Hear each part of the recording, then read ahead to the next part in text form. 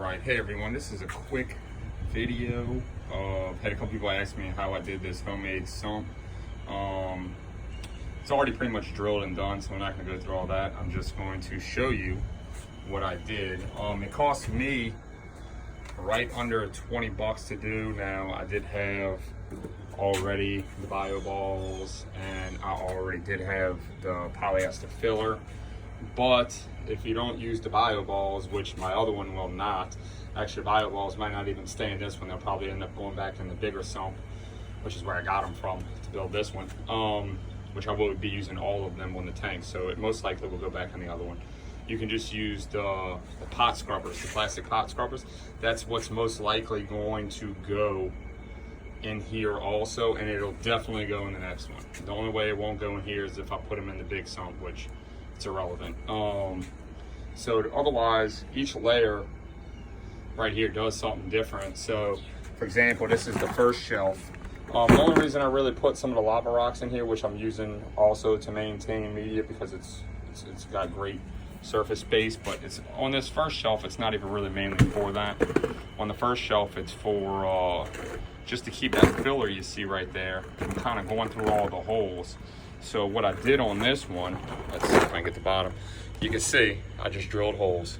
No particular way, no particular how. I drilled them all out. They're good.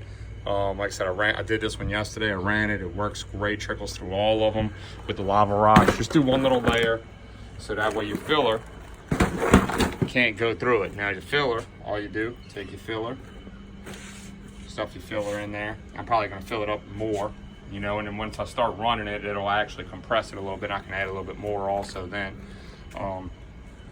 So that's the game plan there. So that'll go up here.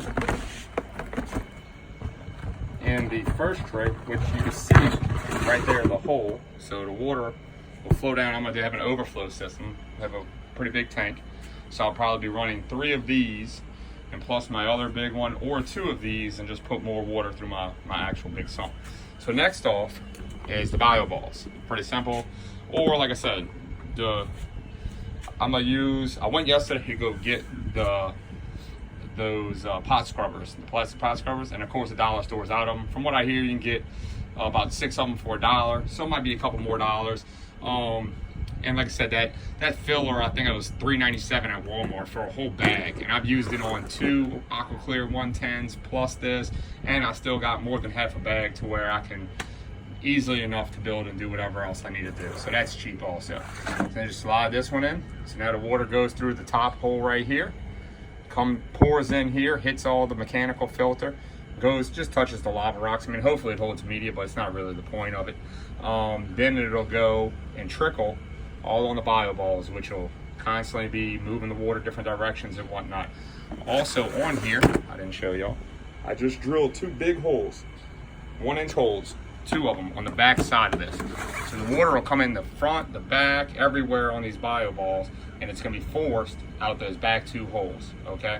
The reason I did that is because your lava rocks are best if they're submerged, fully submerged.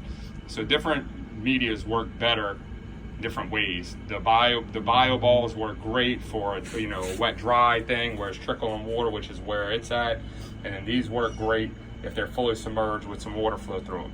So this will probably be holding 1,800 gallons per hour of water. So the water coming through those back, I might have to drill more than the 2 1-inch holes. I'm not sure yet. We'll see how it runs when it's all set up. I ran it yesterday, and the hose can't keep up, so I can't really tell what it's gonna be. But it'll be forced at least to come down right here, coming into the rocks, and the rocks will be fully submerged, because the only way the water is either getting out is to overflow the rocks, which will be fully submerged, which is fine also. But I wanted mine to be able to come out a little bit faster, so I drilled 2 more 1-inch holes right here in the top. And the only reason I wanted that is because instead of the water overflowing everywhere, my pump is gonna sit right in front of this. I went with a 18-gallon tub, $5 at Big Lots. I saw them at Walmart when I went to Walmart for $5.97. They're cheap. This was the most expensive thing, was the stupid tower, was 10 bucks. No matter where I went, it was $10. If you can find it cheaper, great. If not, I mean, this is the dimensions for it. You can see it right there. It's just cheap $10 one. They're everywhere right now for back to school specials. Same with these totes for back to school. They're $5 with a lid. The lid, I will probably use the lid. I'll just cut out the hole for this sitting in there, and just put it around there, because I will have a pump in there, and I'll just probably cut some holes in the lids for the power line and the outlet line to come out of the tub. So it's pretty simple, pretty basic. This just slides right in here. I mean, it's pretty simple to do. I mean, this one's gonna be a little bit heavier. So let's see. Well, I'll need 2 hands to do it. But this slides right in there, and then that will be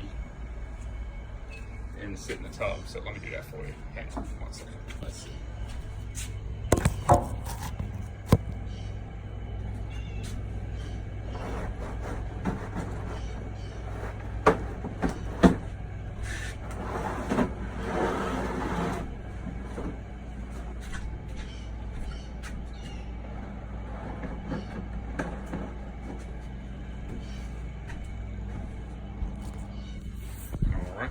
So it'll just sit in here like this. The inlet hose come right here. I'm using a 2-inch inlet hose. It actually fits right in here as I kind of squeeze it in, but it goes between the rivets on it. Fits great. When I actually have it set up and where it's going to be, I will most likely silicone around it, just in case. Shouldn't have no trouble, but God forbid something get clogged, then I'll silicone around it and deal with it there. And then down here, I know it doesn't look like much space. Well, that's because it's not much space. But I ran it yesterday.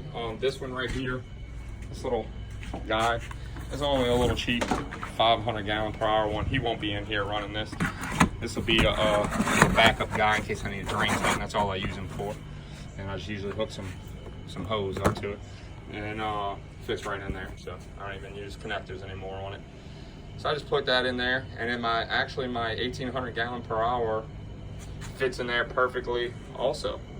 So they're all submerged pumps, and it'll sit in there, and it'll just, as the water comes out, the water will come out this high.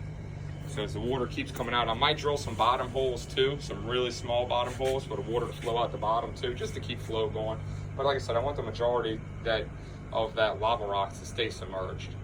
So that's going to be the game plan. Obviously, I'll fill it up before I turn on the pump, and with the overflow, it should maintain it to wherever I really truly started at. So that's it. And like I said, the top is right here. The top will go on here. I will cut it out and make it as tight fit as possible. I might even use like the cheap $1.97 little strips of rubber that you can get at Home Depot, and try to make it as quiet as possible. I just want this pump to be as quiet as possible. I don't want to hear it. It's going in my office, so if I have